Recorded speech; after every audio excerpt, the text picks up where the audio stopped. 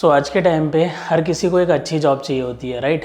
और अच्छी जॉब ढूंढने के लिए हम सभी क्या करते हैं, सबसे पहली चीज़ कोई अच्छी स्किल एक्वायर करते हैं ताकि उसके बाद हम एक अच्छी सी जॉब ले सके। लेकिन जैसे ही हम जॉब मार्केट में जॉब ढूंढने जाते हैं तो यहाँ से स्टोरी स्टार्ट होती है। लेट सपोज 100 बच्चे अगर एक टाइम पे जॉब ढूंढ रहे हैं तो आपको लगता है क्या 100 में से 100 को जॉब मिल जाएगा? अगर हाँ तो क्यों, अगर ना तो क्यों? तो मैं उसका सॉल्यूशन बताता हूँ। देखो 100 में से 100 को तो जॉब मिलेगा नहीं। आपको एक डिमांड सप्लाई का रेशियो तो पता ही होगा, राइट, कि एक टाइम पे लेट सपोज अगर 20 वैकेंसी है तो 100 लोग वहाँ पे होते ही है मिनिमम। लेकिन ये 20 लोग कौन से होंगे, ये कैसे पता चलेगा? और कैसे आप इन 20 स्टूडेंट्स में आ सकते हो जिनका सिलेक्शन हो? तो उसके लिए आपको खुद को समझना पड़ेगा कि आप कैसे स्टूडेंट हो। कैसे स्टूडेंट मीन्स आप ग्रेड ए में फॉल कर रहे हो, ग्रेड बी या ग्रेड सी। थोड़े दिन पहले मैंने लाइव किया था और लाइव में भी ये चीज़ें डिस्कस की थी, बट आज की ये वीडियो में मैं डिटेल में बताने वाला हूँ। तो ग्रेड ए का स्टूडेंट वो हो गया जो रिसेंट पास आउट है। लेट सपोज आप क्लिनिकल साइंस प्रोग्रामर या डेटा साइंस रोल के लिए अप्लाई कर रहे हो, तो आपका कंप्यूटर साइंस बैकग्राउंड भी है या स्टैटिस्टिक्स बैकग्राउंड है, आपके पास रोबस्ट नॉलेज है टेक्नोलॉजी का। लेट सपोज डेटा साइंस के लिए जॉब के लिए अप्लाई कर रहे हो या क्लिनिकल साइंस के लिए, तो जो भी रिक्वायर्ड स्किल्स है उसकी रोबस्ट नॉलेज है आपको। और सर्टिफिकेशन, ठीक है, अगर कोई सर्टिफिकेशन वो स्किल में करना होता है तो उन्होंने कर रखी है। तो अब क्या होगा, कोई भी कंपनी रिक्रूटमेंट करेगी या फ्रेशर की हायरिंग करेगी तो उनके लिए प्रेफर्ड कैंडिडेट कौन से होंगे?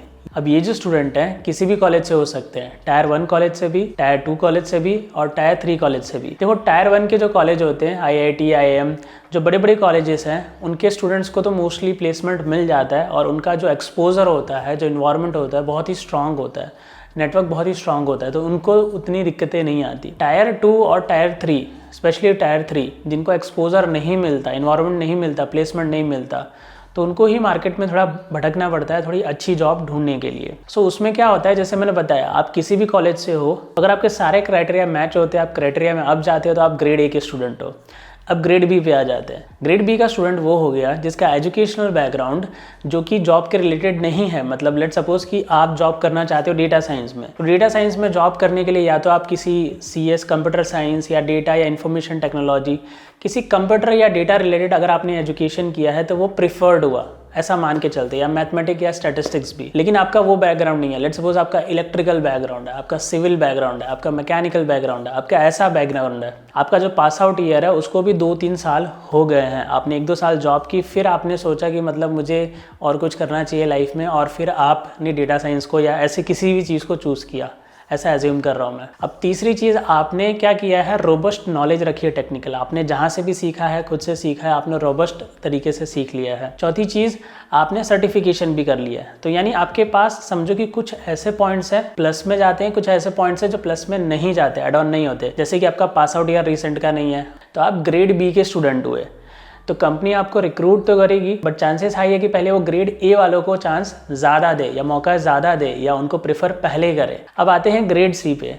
ग्रेड सी के स्टूडेंट्स वो हुए जिनका pass out year let suppose 4-5 साल पहले हुआ था। एजुकेशनल बैकग्राउंड शायद रिलेटेड हो सकता है, नॉन रिलेटेड हो सकता है, टेक्निकल नॉलेज जो है वो रोबस्ट नहीं है, कोई गाइडेंस भी नहीं है और सर्टिफिकेशन भी नहीं है। यानी एक ही चीज़ मान सकते हैं कि आपको टेक्निकल नॉलेज है, मान के चलो कि रोबस्ट भी है, लेकिन बाकी क्राइटेरिया मैच नहीं खा रहे हैं, ना ही एजुकेशनल बैकग्राउंड, ना ही पास आउट ईयर, ना ही आपके पास कोई सर्टिफिकेशन है, ना ही आपके पास गाइडेंस है, और ना ही लेट सपोज ये भी अज्यूम करते हैं आप कंसिस्टेंट हो जॉब अप्लाइंग में। अब ग्रेड बी और ग्रेड सी वाले स्टूडेंट को हमेशा ये समझने की जरूरत है, जब भी हायरिंग होगी ना, जब भी कंपनीज की हायरिंग होगी, चांसेस हाई हैं जो ग्रेड ए के स्टूडेंट है ना उनकी हायरिंग थोड़ी जल्दी हो। ये बात मतलब मैं अपने एक्सपीरियंस से बता रहा हूँ। अब मेरे बहुत सारे स्टूडेंट हैं जिनका गैप है, उनका सिलेक्शन हुआ है। आप जाके, मैंने थोड़ी दिन पहले वीडियो बनाई थी अपने स्टूडेंट्स के जो लिंक्डइन प्रोफाइल है उनके ऊपर, तो मैंने उसमें आप देखोगे तो बहुत सारे स्टूडेंट का पास आउट काफ़ी पुराना है, फिर भी उनका सिलेक्शन हुआ है। लेट सपोज कि आपका एजुकेशनल बैकग्राउंड रिलेवेंट नहीं है, एजुकेशन के जो स्कोर्स हैं वो शायद अच्छे नहीं थे, या XYZ जो भी रीज़न, पास आउट ईयर भी मतलब काफ़ी टाइम हो गया, गैप है। तो अब आप क्या कर सकते हो,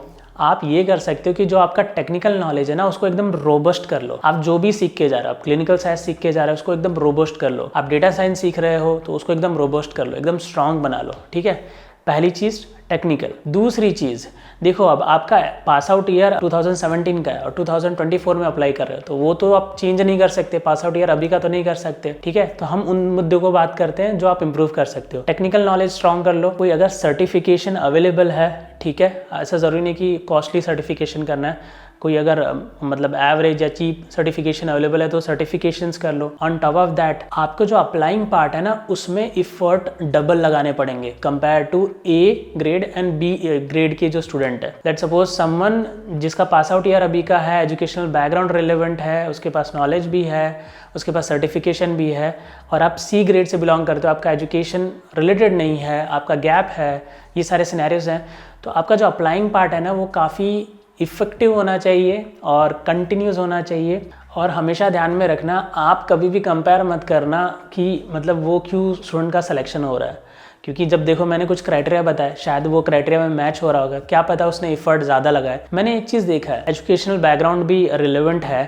ठीक है, सारी चीज़ें ठीक ठाक है, तो कहीं ना कहीं तो उसमें मतलब या तो वो स्टेगनेंट होता है या तो इफर्ट पूरे नहीं लगा रहा होता है, वहाँ पे सी ग्रेड का स्टूडेंट इफर्ट पूरे लगा रहा होता है। मैंने देखा है कि कहीं कहीं जिनका पास आउट ईयर भी पुराना है और मतलब चीज़ें उतनी मैच नहीं खा रही कंपनी के क्राइटेरिया के हिसाब से, बट उन्होंने अपने स्किल को काफ़ी रोबस्ट कर लिया, और जो अप्लाइंग पार्ट है उनके लिए वो काफ़ी कंटिन्यूस रहता है, काफ़ी मतलब टाइमली अप्लाई करते हैं, एक्टिव रहते हैं, पहले दिन से सीखते हैं, और उनका प्लेसमेंट भी कई बार जल्दी हो जाता है, नहीं तो उनका प्लेसमेंट हो ही जाता है। इन शॉर्ट कहने का मतलब ये है कि अगर आप ग्रेड बी और सी में फॉल करते हो तो आपका टेक्निकल नॉलेज एक चीज़ है जो एकदम रोबस्ट कर लो, जो आपको हर चीज़ों को सरपास करने में हेल्प कर सकती है। क्योंकि कंपनी जब आपका इंटरव्यू लेगी ना, देखो अब इंटरव्यू मिलने के लिए तो आपको अप्लाई करना पड़ेगा, तो आपको जो अप्लाइंग पार्ट है ना उस पर तो एकदम तगड़ा ही करना पड़ेगा, डेली अप्लाई करना पड़ेगा, कंटिन्यूसली नेगेटिव चीज़ों को हटा देना पड़ेगा। देखो कोई भी अगर नेगेटिव अप्रोच मिलता है, मार्केट में क्या चल रहा है आपको वो ध्यान ही नहीं देना है, आपको जस्ट अप्लाई करते जाना है कंटिन्यूसली। जिस दिन से आपका कोर्स पूरा हुआ उस दिन से लेके, या जिस दिन से अप्लाई करना शुरू कर रहे हो उस दिन से लेके 4 या 5 महीने तक तो आपको कंटिन्यूसली अप्लाई करने ही करने हैं। डेली कम से कम 10-15 लोगों को या वेबसाइट पे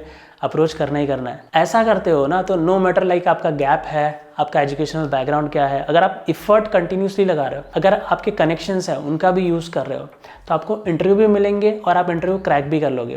देखो एक बार इंटरव्यू मिलने के बाद तो कंपनी को चाहिए होता है नॉलेज, तो नो मैटर सामने वाला बंदा डेटा साइंस की पढ़ाई करके आया हो, 4 साल के या 3 साल के या मास्टर्स करके आया, और आपने सिर्फ कोर्स किया है छोटा सा, लेकिन आप अगर परफॉर्म कर रहे हो इंटरव्यू में तो आप सेलेक्ट हो जाओगे। इट डजंट मैटर सामने वाला कौन है, पीएचडी है, एमबीए किया है, फिर इंटरव्यू में पहुंचने के बाद परफॉर्मेंस बहुत मैटर करता है, ठीक है।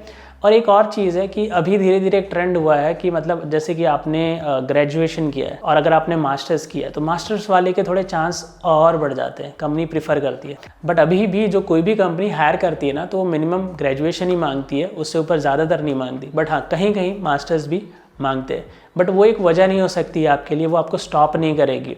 तो एक बार आप इंटरव्यू में पहुंच गए और अगर आपने रोबस्ट नॉलेज रखी है तो फिर आपका सिलेक्शन होगा ही होगा। अब देखो बाकी सारे लोग, इतने सारे लोग अप्लाई करते हैं, आप सोचोगे कि मतलब सभी ऐसे करेंगे तो कैसा, देखो सभी ऐसा नहीं करते। मैं एक ट्रेनर हूँ, मैं आपको सब बच्चों के एक्सपीरियंस से बता रहा हूँ कि जितने बच्चे मुझसे सीखते हैं ना, मैं देखता हूँ कि हमेशा 10 में से 4 के इफर्ट अच्छे होते हैं और 6 के इफर्ट अच्छे नहीं होते। अब मैं सबको नॉलेज तो सेम देता हूँ, सबको मैं ऐसे काउंसलिंग सेशन भी करता हूँ, उनको गाइड भी करता हूँ। ट्रेनिंग खत्म होने के बाद भी काफ़ी बार ऐसा होता है कि वो टाइम पे चीज़ों को नहीं कर पाते तो मुझे कॉल करते, सर अब कैसे क्या करना चाहिए, मैं उन्हें गाइड करता हूँ। बट द प्रॉब्लम इज जब तक आप देखो, अब मेरा नॉलेज है वो तो सबके लिए एक समान है, गाइडेंस भी सबके लिए एक समान है। हाँ मैं देखूंगा कि कहीं कोई कम पड़ रहा होगा तो उसे पुश ज़्यादा दूंगा, और बट ऑब्वियसली उसे सपोर्ट की ज़्यादा ज़रूरत पड़ेगी। बट वो गाइडेंस, वो पुश, वो इफर्ट लेने के बाद आप कंसिस्टेंट हो रहे हो कि नहीं, आप उसको यूटिलाइज कर रहे हो कि नहीं, आप फोकस हो रहे हो कि नहीं, क्योंकि at the end of the day interview लेके क्रैक आपको करना है, ना कि आपके ट्रेनर को, ना कि किसी और को।